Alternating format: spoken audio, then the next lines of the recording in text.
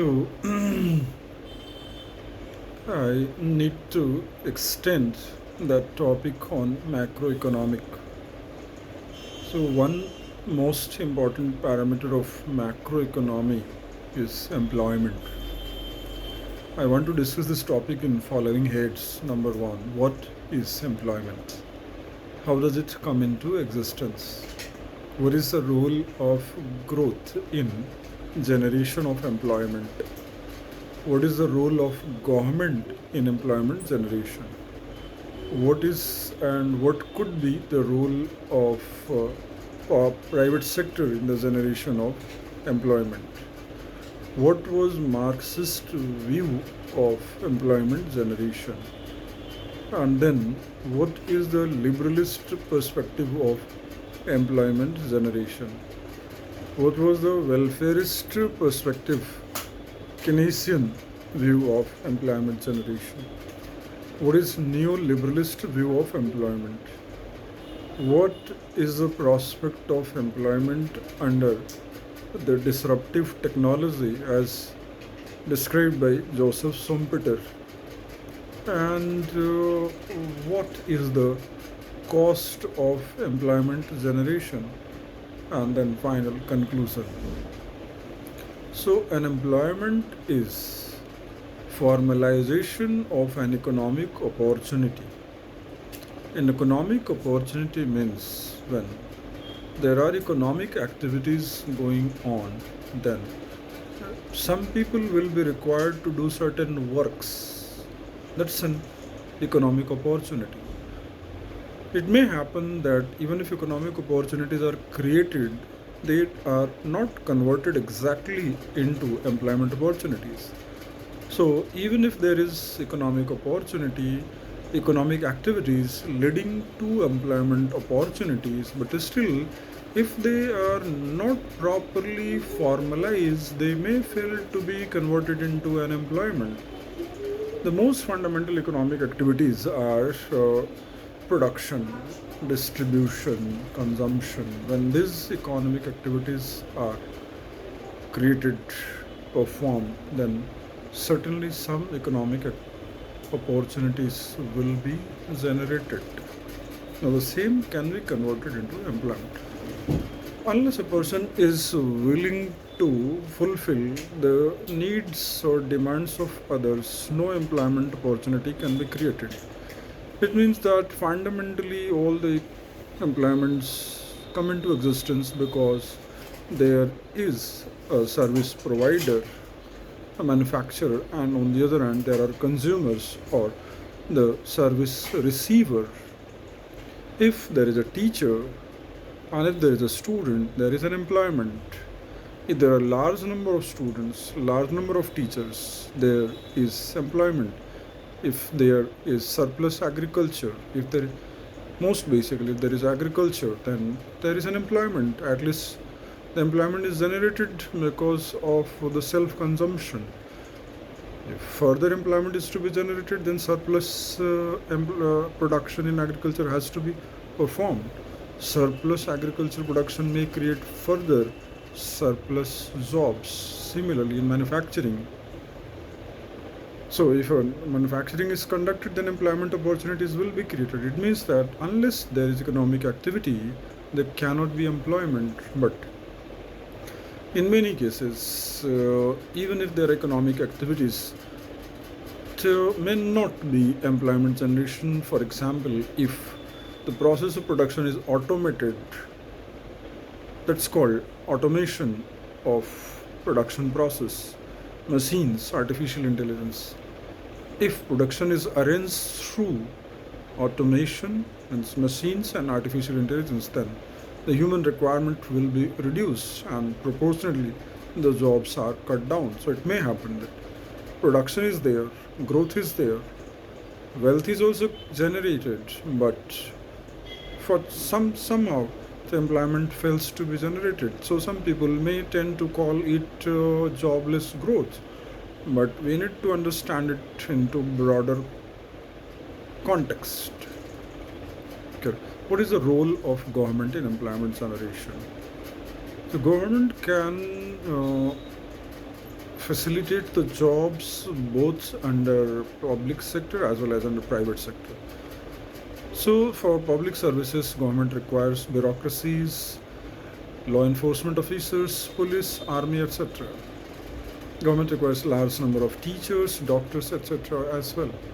But at any rate, government and no government in the world, even the socialist governments, cannot generate the classic principle of public employment. No government anywhere in the world can generate employment under government sector or public sector for more than 2% of population. Now the question is 98% population, where they shall go for their employment? There is no answer to this question other than this: they have to be absorbed in agriculture or manufacturing or construction or transportation or under other diversifying service sectors or some newly emerging service sectors or some high skilled service sectors. So if government is really willing to generate employment for its entire population, then it has to diversify the economy. It has to create new sectors of economy. Diversification of economy requires liberalization, globalization, privatization. Without this, 90% of the labor force cannot be converted into workforce.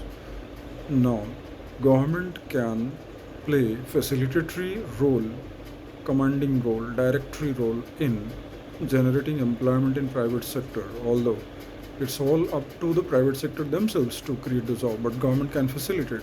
If it's progressive policies are progressive, then it can induce, it can facilitate, it can encourage, it can motivate the private sectors to create more jobs.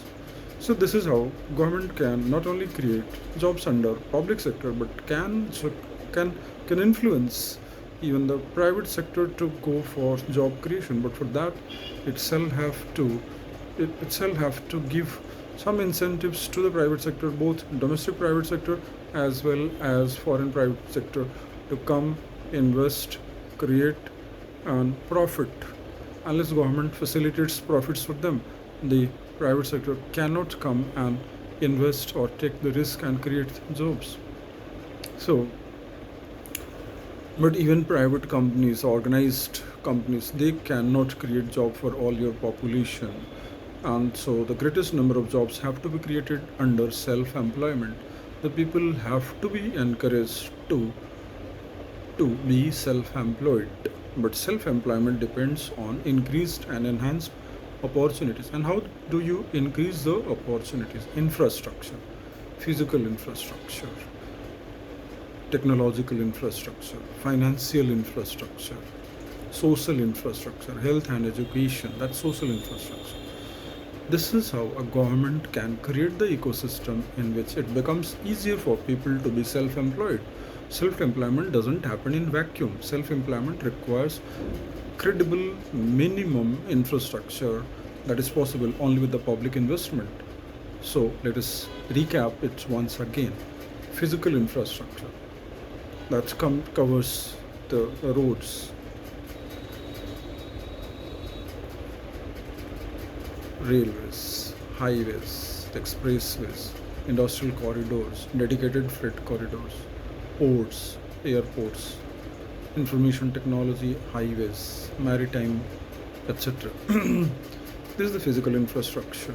Logistics, transportation, law and order, most important. The biggest public good is law and order. If law and order is not good, no employment can be created. You give guaranteed law and order and there will be job creation.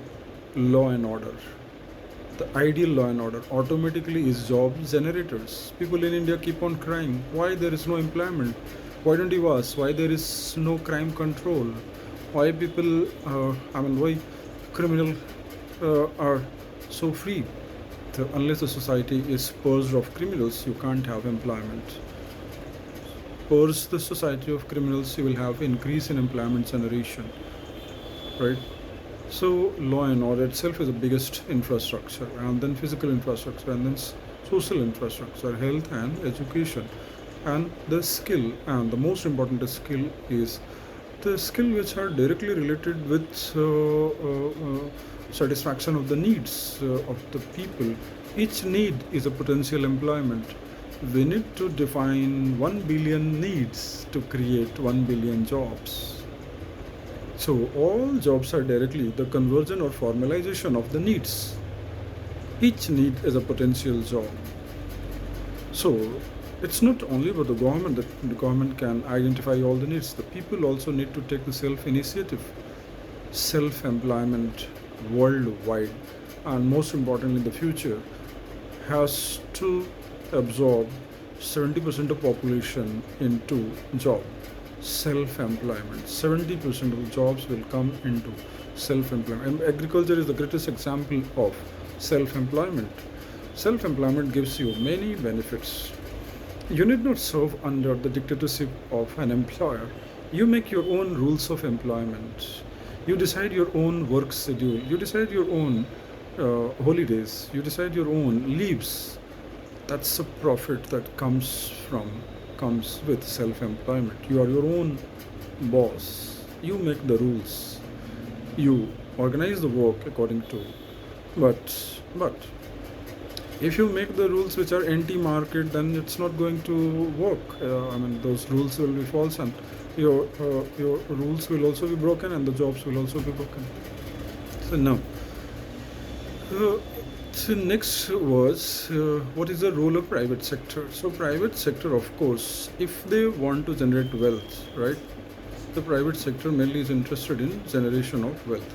For generation of wealth, they need to invest, and they need manpower also, human power. Without human power, the wealthiest person cannot generate the wealth. So whenever a wealthy person or an entrepreneur taking loans and investing, whenever they want to generate the profit for themselves, they shall have to hire some employees. So this is how private sector comes into picture in employment generation. But if labor laws are very restrictive and anti-profit, though, then the private sector can do something, and they will try to cut down the labor prices. There has to be a balance between the labor protection and the cost of production and the profitability of the private sector. If all laborers increase the cost of production, meaning thereby that they are going to reduce the scope of profitability and causing the bankruptcy of the private sector, then the private sector would start retrenchment, or rather they would prefer to shut down their business. And now under artificial intelligence, what they are doing, the work which they could have easily get it done through the manpower, now they are transferring all these works to artificial intelligence. So technologies have made it easier for private sector to shift the work from humans to machines. So it means that beyond a limit, the labor pressure cannot be built or extended on the employers. There has to be a coexistential, interdependent relationship between the labor and the private sector or the owner of a company. So therefore, however, in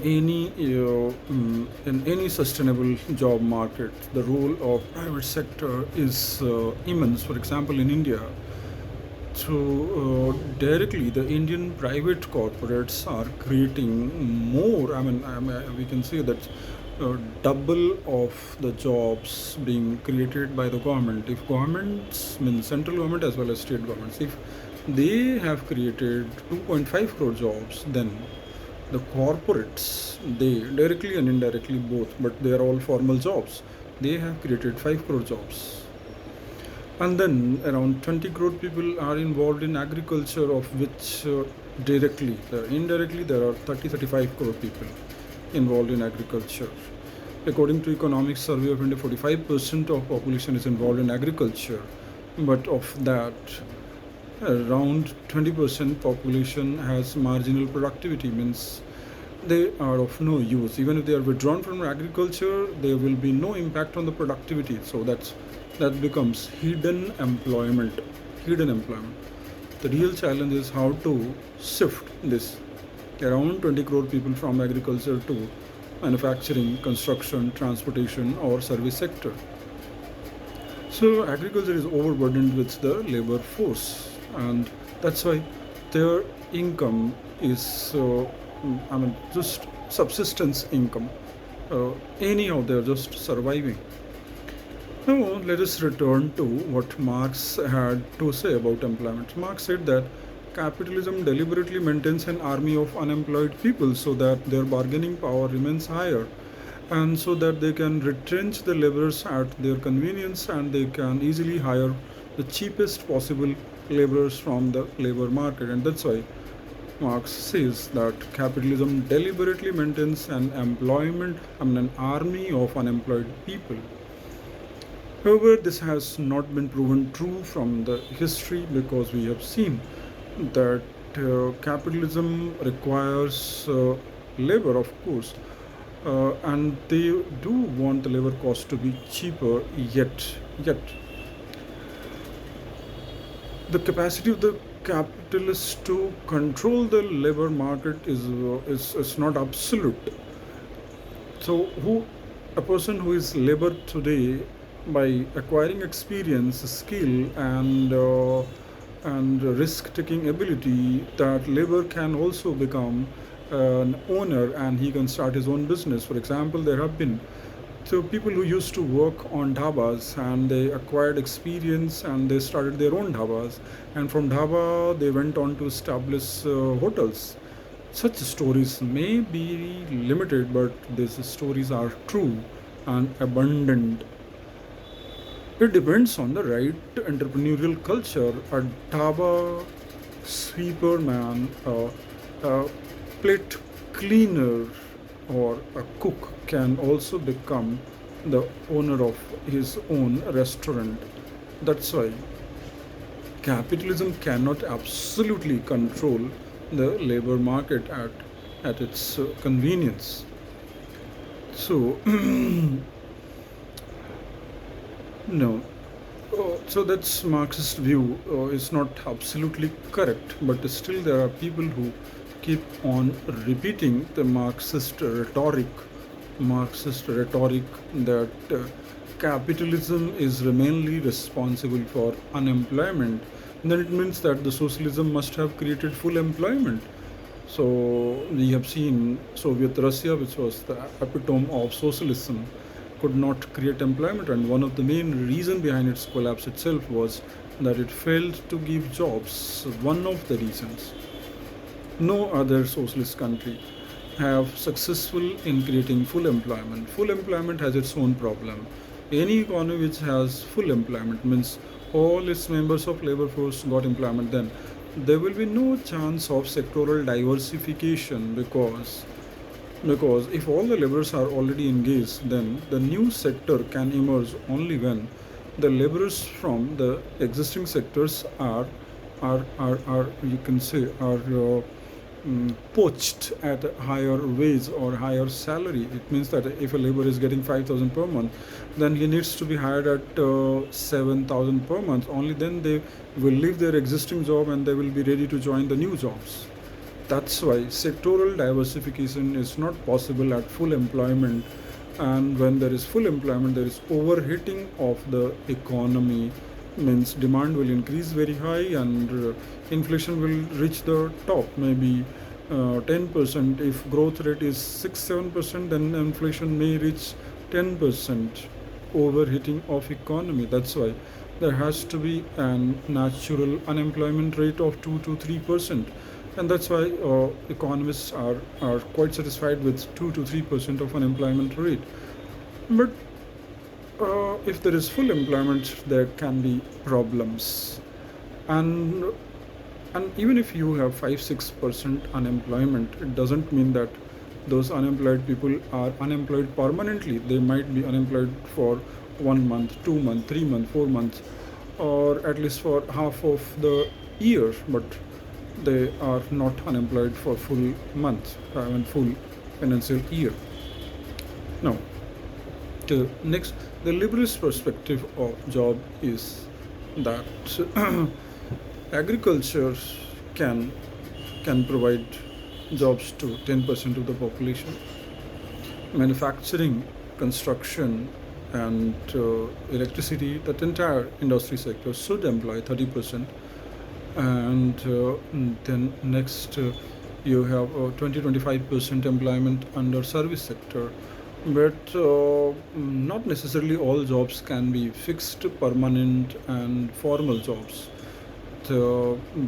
Many of the jobs will be informal jobs. However, the way societies and humans evolve, similarly, jobs also evolve. So, a job which may be highly informal today, it may over a period of time, it get formalized. So, there is a process of formalization which takes time. Over a period of maybe 4 years, 5 years, informal jobs could become highly formal job. So we have seen the informal jobs over a period of 4 5, as their profits increase, the informal jobs gradually become highly formalized job. So we have seen the evolution of the jobs also. In the beginning, a person was selling vegetable at the pavement, but as he saves more profit, then he got a proper place and started hiring some people. So now, what was once a highly informal job, it became properly formalized job. We cannot expect all the jobs in the very beginning to be formalized job. We must focus on creation of economic opportunities. As you expand economic opportunities, economic opportunities, they themselves become converted into formal jobs. And it must be clear ki, what is the meaning of expansion of economy? Sectoral diversification, sectoral creating new and new sectors. That is possible only when physical infrastructure is built, social infrastructure is built, correct skill sets are given. This is how we expand and diversify the sectors of economy. And when sectors of economy diversify, new jobs will automatically come. But the youths simply coming from schools and colleges, if they have this impatience, this permanent impatience that as they come out of a school they must get the job, this is possible only when they are provided with the right skill themselves. If they have got the right education, if they have the risk taking ability to start their own venture, only then can they can think that they will get the jobs immediately after the schools. Simply by following the traditional pattern of education, it's not possible to get the job. So and especially believing that every person should get the government job, the biggest fallacy in our society. Even at the peak of economy, no government can give job to more than its 2% of population. So now we must think about the jobs being created in private sector. And even in private sector, if one is totally dependent on others for the job, that's a problem. So people have to be trained by changing the education system, that one can get the best job by becoming the job creator oneself, self-employment. Now let us think one thing. If we ask the governments to create jobs for all, then what will happen? The governments will have to buy the jobs. There are difference between creating the jobs and buying the jobs. If a government buys the job, then maybe 25% of the GDP have to be spent on buying the jobs. Then government shall have no money to spend on defense, foreign policy, infrastructure, education, nothing. All money shall go on simply one thing: buying the jobs. The general belief of the people is that government can buy the job. Government should give us the job even if it has to buy the jobs. Creating the job is one thing, but buying the job is another thing. The general perception is that the government can buy the job. For that, government will have to double, triple, or maybe quadruple its tax. Ultimately, entire money or the cost of buying the job shall be shifted on the taxpayers. Government can do anything, including creation of the job, only when it taxes its people. So if it wants to, if it seeks to give jobs to all its population, then it will have to increase, double, triple, quadruple GST, quadruple income tax, quadruple corporate tax. Means 50% of India's GDP will go to the government in the form of tax and will be used only for one thing, buying the jobs. Are we ready for this? This is the only way government can give full jobs, formal jobs, jobs with pension also to all the people. This cost of job creation must be clear in the minds of all people. If we want that all people of India should get the jobs like what others have got in government jobs, then the cost is this. Government shall have to maybe 60-70% of GDP to be collected by the government for only one purpose, and that is buying the job. What we are actually expecting from the government is that the government should buy a job for me, the government should buy a job for him, the government should buy a job for her, the government should buy the job for all. But the cost of buying the job is 60 to 70% of our GDP being spent only on one single item. That is false. Collapse. The system will collapse. No. Please let us not be romantic. Let us not be emotional and sentimental and too much expecting from the government. Let us understand the science of creating job. The science of creating job is, please create, diversify, multiply, expand economic opportunities, more economic opportunities, more potential jobs, build infrastructure, build highways, build industrial corridors, increase the export, more jobs. Economic opportunities, if expanded, they only can create the jobs. On the other hand, now there are disruptive technologies coming, artificial intelligence, mechanization, automation. They will certainly cut down the jobs. Now, does it mean that the people will not get, the people will continue to get the job? Let the artificial intelligence come, people will continue to have the jobs, but people need to change their mindset. We need to come out of the traditional idea of job. As I have said repeatedly, that each person needs to be multi-skilled. One skill, one job, that era is finished. Each person having multiple skill and the potential to acquire as many skill as required by the life, and then that ever changing profile of a skill that will enable a person to switch from one job to another job.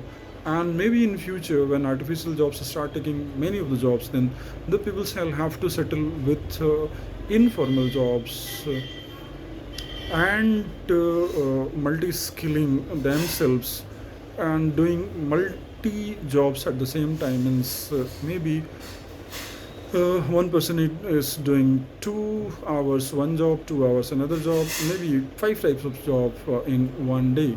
Multi-skilling will be required, but that doesn't mean that our life is going to be more unstable, more unpredictable, etc.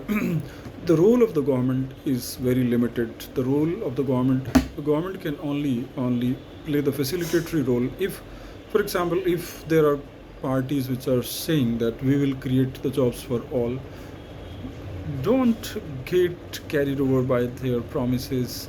They will fleece your blood. कोई भी party अगर ये कहती है कि वो job दे देगी, formal job दे देगी, फॉर एग्ज़ाम्पल राजस्थान में गिग वर्कर्स को they have made a law to provide security uh, gig workers, I have explained many times what are the gig workers or temporary workers.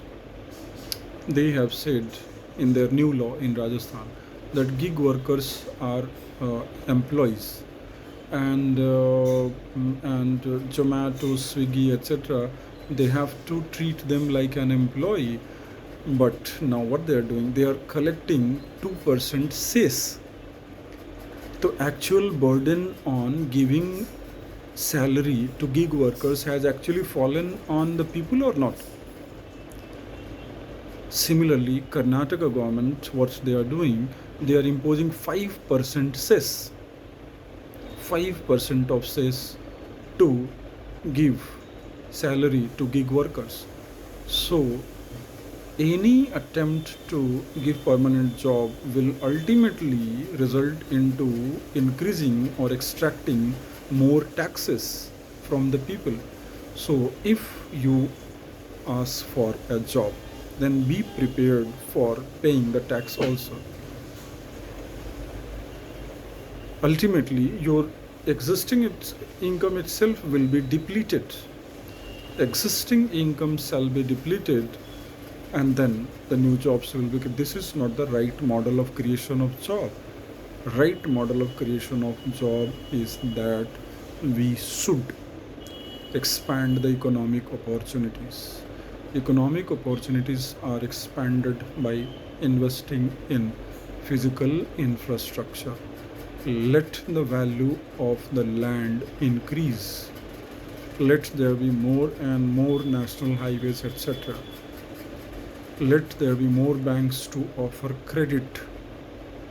Let the doing business be easier. Let starting the business be easier. This is how people can be motivated to become self-employed, and this is how the employment can be multiplied. So let me conclude by saying this, that there is difference between job creation and job purchasing.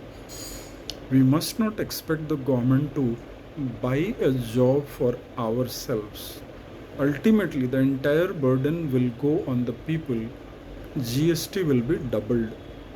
Do you want to pay double GST for creation of jobs for others, or do you want economic opportunities to be multiplied so that people should create a job for themselves? This is the future of job.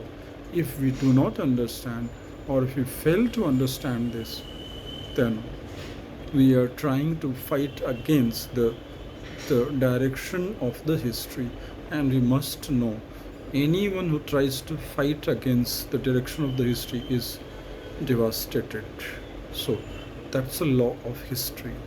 I will continue this topic in some other videos. So far.